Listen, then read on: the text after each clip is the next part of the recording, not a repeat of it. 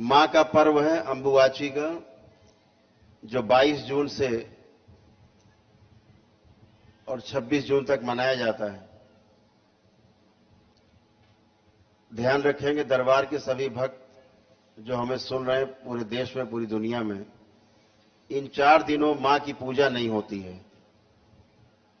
एक लाल वस्त्र से, सूती वस्त्र से मां के चित्र को ढक दिया जाता है। बाकी सबका पूजन होता है, लेकिन माता कामाख्या का पूजन इन 4 दिनों में 22, 23, 24, 25 को नहीं होता है। 26 को पूजन शुरू होता है। मां इन दिनों एकांतवास में रहती हैं। ये वर्ष में 4 दिन, और यह 4 दिन सृष्टि के लिए अमृत के समान है। इन्हीं 4 दिनों में मां सृष्टि का अद्भुत सृजन करती है। पूरे समय विध्वंस और संहार, लेकिन इन 4 दिनों में जो अद्भुत सृजन होता है पूरे विश्व में, वो मां के द्वारा होती है। तो मां को इन 4 दिनों हम लोग कोई कष्ट नहीं देते हैं। हम सब आंतरिक भजन करते हैं, मनी मन में मां के लिए प्रार्थना करते हैं उन 4 दिनों। तो मां को एक सूती वस्त्र से, लाल वस्त्र से ढक के रखा जाता है, और 4 दिनों के बाद यह कपड़ा सुरक्षित अपने पास रख लिया जाता है। यह कपड़ा विशेष रूप से आपको बाद में काम आता है, एक विशेष अवसर पर। यह आपको बाद में बताया जाएगा, पहले बता चुके हैं। जो नए भक्त हैं उनको फिर से बता दिया जाएगा अवसर आने पर। यह कपड़ा सुरक्षित अपने पास, अपने बॉक्स में, अपनी तिजोरी में रख लिया जाता है। इस कपड़े का बहुत महत्व है, जो 4 दिन बाद मां से हटाया जाता है। इस पर्दे का ध्यान रखेंगे। तमाम भक्त इस बार मां कामाख्या के दरबार में हजारों भक्त पहुंच रहे हैं। तो मां के जो दर्शन करना चाहते हैं वो करेंगे ही करेंगे। वहां मां का दरबार पूरे 8 दिन लगा रहेगा, 21 तारीख से और 28 तक मां का दरबार, मां कामाख्या में करोली शंकर महादेव का दरबार लगा रहेगा। तो वहां सब लोग एक दूसरे से मिल पाएंगे। दूसरा, इस महीने की, आने वाली महीने की जो पूर्णिमा है, जिसमें दीक्षा का समारोह है, 3 जून को है। अपने कार्यक्रम उसी अनुसार बनाएंगे।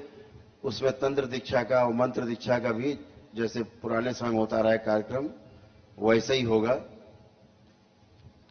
पिछले पूर्णिमा का कार्यक्रम रद्द कर दिया गया था।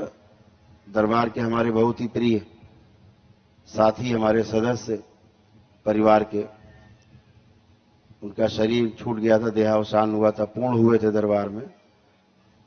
तो इसलिए पिछली पूर्णिमा को नहीं मनाया गया था दीक्षा कार्यक्रम, लेकिन इस बार मनाया जाएगा। तो अपने अपने रजिस्ट्रेशन करा लेंगे 3 जून को दोपहर 12 बजे के पहले पहले, ताकि जो निःशुल्क हवन होते हैं, एक साथ सामूहिक हवन, वो समय से हो सके, सबके रजिस्ट्रेशन हो जाए।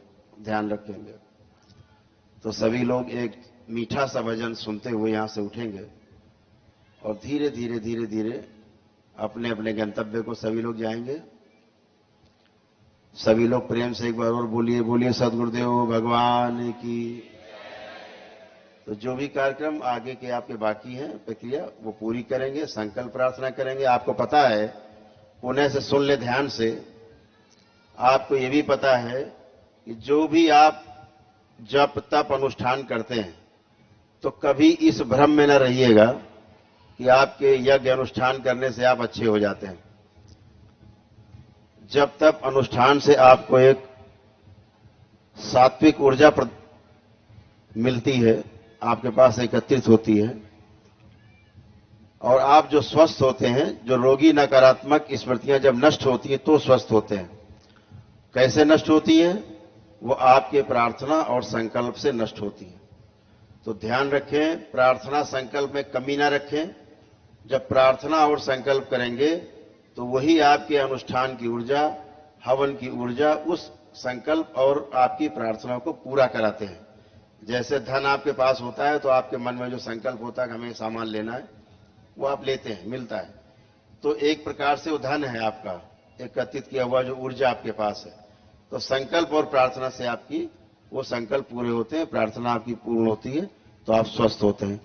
तो इसमें कमी न रखें, दरबार से मांगने में कोई कमी न रखें, भर भर के मांगे, दिन भर मांगे, आप जितना मांग सकते हैं, क्योंकि दरबार से जुड़े हैं तो संकल्प प्रार्थना आपकी सब पूरी होती है।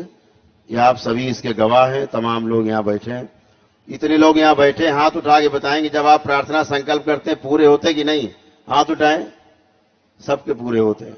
आप सब इसके अनुभव हैं, करते हैं। तो प्रार्थना संकल्प से अच्छे होते हैं, इसलिए प्रार्थना संकल्प जम के करना है। ठीक है? हरि हर भजन।